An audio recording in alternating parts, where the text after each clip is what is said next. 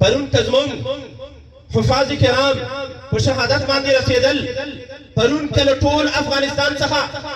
غزوه یمامه تکرارېده پرون که زما مدرسه بمبارېده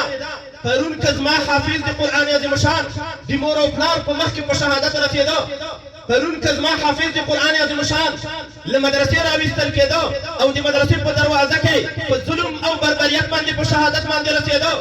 پرون که په لسګونو د دستاربندۍ پټکي په وینو باندې رنګېدل پرون که اوښکې او غمونه زموږ په دې هېواد کې تکرارېدل خو لله الحمد د همدغه قرآن عظیم شان آیتونه نن په دې هېواد کې حاکم ګرځېدلي دي موږ دغه صحنې په خپلو سترګو باندې ولیدې هغه شکست هغه شرموونکی شکست د دښمن هغه چې دوی تښتېدل او خوشحاله به اوسېږو چې نن په موږ باندې داسې حاکمان الله راوستلي چې د دې قرآن عظیم شان له قوانینو څخه سرچینه اخلي د دوی نظام اخذ د قرآن عظیم شان څخه یو خبره خو د شکرې په بنیاد باندې کوم یو وخت په د افغانستان باندې داسې حالات هم تیر شول تقریبا 1999 کال و او د حمل د میاشتې 22 تاریخ و موږ تاسو پوهیږو چې زمونږ د حمل میاشت هغه میاشت دی چې د پسرلي لومړنۍ میاشت بلل کېږي چمنونه او ګلبڼونه په ګلانو باندې سمسور ګرځي پسرلی وي هره خوا ګلان ګلان وي او مرغان د خوشحالۍ غاړې کوي په همدې تاریخ باندې د کندوز د هاشمي په مدرسه کې یوه پرتمینه د فراغت غونډه دایره وه په داسې حال کې چې تنکي ماشومان د قرآن عظیم شان له حفظ نه فارغېدل د سیمې او د مملکت له مختلفو برخو څخه علما او متدین مسلمانان راټول وو لکه څنګه چې پسرلي په بوټو کې ګلان زرغونه کول زموږ د علم سمسور بڼ هم په ګلانو باندې راغلی و ښکلو تنکیو حافظانو د قرآن عظیم شان په انواراتو باندې خپلې سینې منورې ګرځولې وې جلسه دایره وه کتارونه علمای کرام د دستربندۍ لپاره ولاړ وو او حافظانو د قرآن عظیم شان ته یې دستارونه ورتړل او د دغه حافظانو مور او پلار په ژوند کې لومړنۍ خوشحالي لمانځله په خپلو لاسونو کې ګلان او هارونه ورسره دي کوشش یې دا دی چې د خپل ماشوم بچي چې نن د قرآن عظیم شان څخه فارغېږي د ده فراغت په هارونو ګلانو باندې ولمانځي د درنده صفتو امریکایانو هغه څوک چې اوس شیخ صاحب قاسمي د دوی د انسانیت په باب مفکوره تاسو ته بیان کړه چې یا انسانان بیزوګیان بولي یا یې د چینجیو نسل بولي او یا هم انسان ته چېرته د انسان په سترګه باندې نه ګوري دوی او د دوی لاسپوڅیو دړمارانو چورلکې او تیارې راغلې او زموږ دغه د قرآن عظیم شان په مشالونو باندې مالامال جشن یې بمبار کړ هغه هارونه چې د مور او پلار په لاسونو کې وو د دوی په جنازو باندې اوار شول هغه سپین دستارونه زموږ د دې ګلالیو حافظانو په خپلو وینو باندې ولمبېدل هغه سینې چې په کومو سینو کې د قرآن عظیم شان آیتونه خوندي وو هغه سینې په ورونو باندې لولپه شوې یو دردمن حالات رامنځته شول داسې یو دردمن حالات ته به وایي چې اوس تازه د حضرت عثمان ابن عفان رضی الله تعالی عنه تاریخ تکراریږي لکه څنګه چې د ده په وینو باندې قرآن عظیم شان ورنګېده حضرت عثمان ابن عفان رضی الله عنه په شهادت ورسېده او د بدن وینې د قرآن عظیم شان په آیتونو باندې توی شوې همداسې مدرسه په وینو باندې ولړل شوه او د دوی سینې هغه په وینو باندې لمدې شوې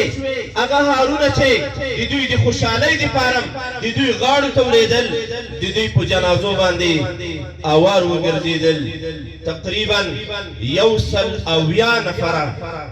حفاظ کرام علماء کرام او لسیمو علاقون راغلی متدین مسلمانان په شهادت باندې ورسېدل نن مونږ داسې وجلسه لمانځو چې لله الحمد ظلم او بربریت زموږ له هېواده ټغر ټول کړی نن دلته هیڅ نوعه ظلم په دې ولسونو باندې نه تکراریږي نن زموږ د ولس عسکر د دې ولس بچیان دي نن زموږ دغه عسکر د دې اسلام په دفاع کې ولاړ دي نن دغه عسکر د دې ملت او د ولس څخه دفاع کوي نن زموږ دغه عسکر د سپین محمدي بیرغ تر چتر لاندې د اسلام د شعایرو مدافع عسکر دي دا د الله عز وجل د دین عسکر دي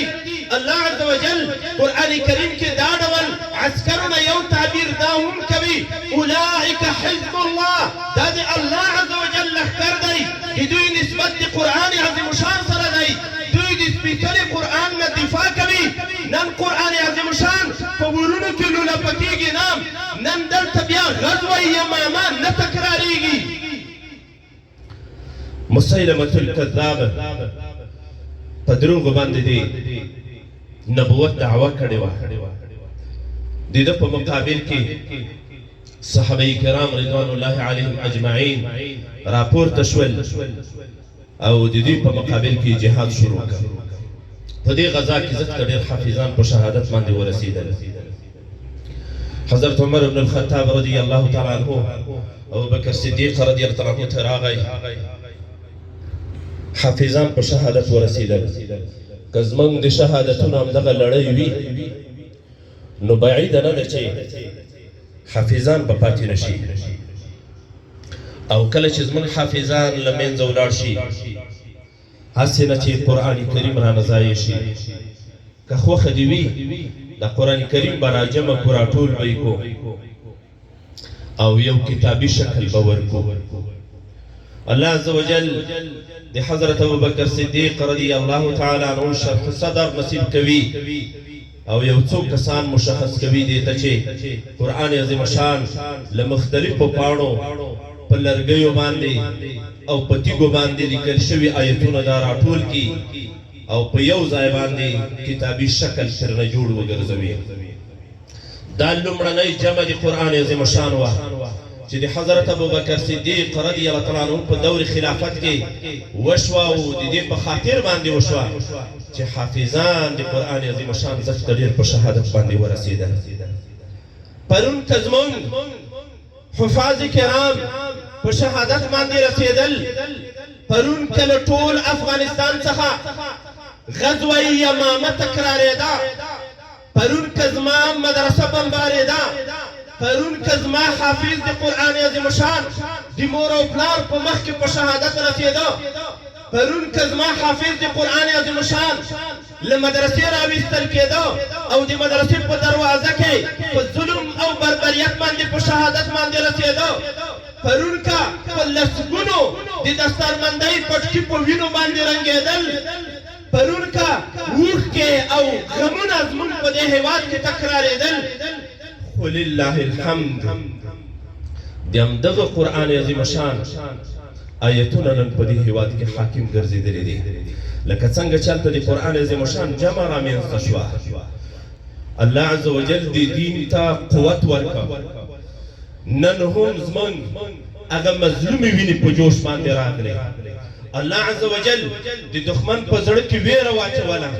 سألقي في قلوب الذين كفروا الرعب منظر دی چې د هغه کسانو چې دوی کافران دي د دوی په زړونو کې به رعب او ویره راولو ولینصرن الله من ینصره من دې په الله قسم وي الله به کومک د هغه چا کوي څوک چې د الله د دین کومک او نصرت کوي إن تنصروا الله ينصركم ويثبت أقدامكم كدي الله دي المددم كاوو الله عز وجل بستاسكو مكبي أو ستاسو قدمنا بألا مزبوطبي قل للذين كفروا ستغلبون وتحشرون إلى جهنم وبئس المهاد كافران توايي زردي تشكس بوخري أو بيا بور دي جهنم تراتون شيء دغه وعده الله عز وجل لمن سره رښتونی کړي دغه مظلوم مشاهدانو په وینو کې الله جوش او جذبه راوستا موږ دغه صحنه په خپل سترګو باندې ولیدې هغه شکست هغه شرمونکی شکست دښمن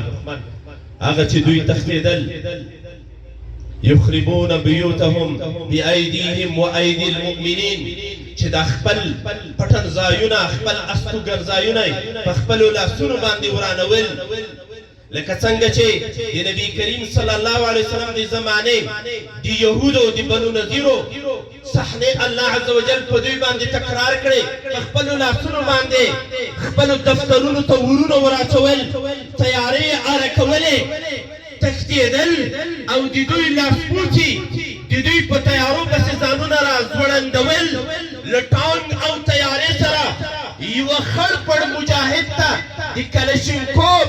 له وسلې پرته بل څه نه و ورسره له ټانګ او تیارې سره په زرګونو او په لکونو فوجونه تسلیمېدل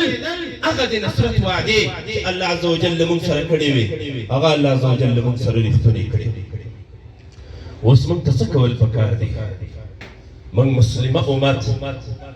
موږ د افغانستان ولسونه یو لوی ناورین نه الله خلاص کړو الله ته به شکر ادا کړو خدای عز وجل د خپل تندي په سجدو باندې کړ او د دې مجاهدینو قدردانی وکړو مجاهدینو ته په سپکه باندې باید ونه مجاهدین زمون هغه خلق دي چې قران کریم کې الله عز وجل فرمایي لا يستوي القاعدون من المؤمنين غير اولي الضرر والمجاهدون في سبيل الله باموالهم وانفسهم فضل الله المجاهدين باموالهم وانفسهم على القاعدين درجه وكلا وعد الله الحسنى وفضل الله المجاهدين على القاعدين اجرا عظيما چیرتم برابر نبی الله فرمایي هغه څوک چې په کورونو کې ناستو الله جهاد ور باندې فرض کړو اولې ضرر نو کوم تکلیف او عذر نه درلوده په دوړو سترګو باندې وړاندې نه په دوړو کو باندې شل نه الله عز وجل دوی ته بدني قوت ورکړی و چې دوی جهاد ترسره کړي خو بیا هم جهاد نه ترسره کاوه دوی او هغه څوک چې په خپلو ځانونو په خپلو مالونو باندې دوی جهاد کاوه دا چېرته هم سره برابر نه دي الله دا وایي الله عز وجل دا وایي دوی نه دي برابر یو بل آیت کریمه کې د حضرت عباس او د حضرت علي کرم الله وجهه د مباحثې له امله الله آياتنا را نازلوي أجعلتم سقاية الحاج وعمارة المسجد الحرام كمن آمن بالله واليوم الآخر وجاهد في سبيل الله لا يستوون عند الله أي أغتو تدي بيت الله شريف دي مسجد حرام أبادي كبي أو حجيان تدي زمزم وبور كبي دوی او هغه څوک چې الله ورځ د آخرت باندې ایمان لري او جهاد فی سبیل الله کوي آیا دا تاسو سره برابر وای لا یستوون عند الله که تاسو خپل مابین کې د مساوات او د برابرۍ نظریه هم ورته ولرئ الله عز وجل فرمایي لا یستوون عند الله د الله عز وجل پر باندې دا نه دي برابر دا زموږ هغه قهرمانانو چې شپه ورځې په ځان باندې وکړې وه هجرتونه غرونه ورغونه زندانونه باګرام پلچاپي ګوانتانامو شهادتونه په خپلو وینو باندې دغه د دین ډیوه خړوبه کړه د دین ډیوه یې بله وساتله موږ به دې ته ډېر په قدردانۍ باندې قایل کېږو او خوشحاله به اوسېږو چې نن په موږ باندې داسې حاکمان الله راوستلي چې د دې قرآن عظیم شان لقوانینو څخه سرچینه اخلي د دوی نظام اخذ د قرآن عظیم شان څخه قرآني نظام دلته حاکم دی دلته په دې لښکر کې چې څوک ګمارل شوي یا طالب العلم دی د مدرسې یا حافظ د قرآن عظیم شان دی یا عالم د دین دی او یا هم یو متدین عام مسلمان روز مونږ دی زمونږ په ټولنه کې چې څوک خیر خلق دي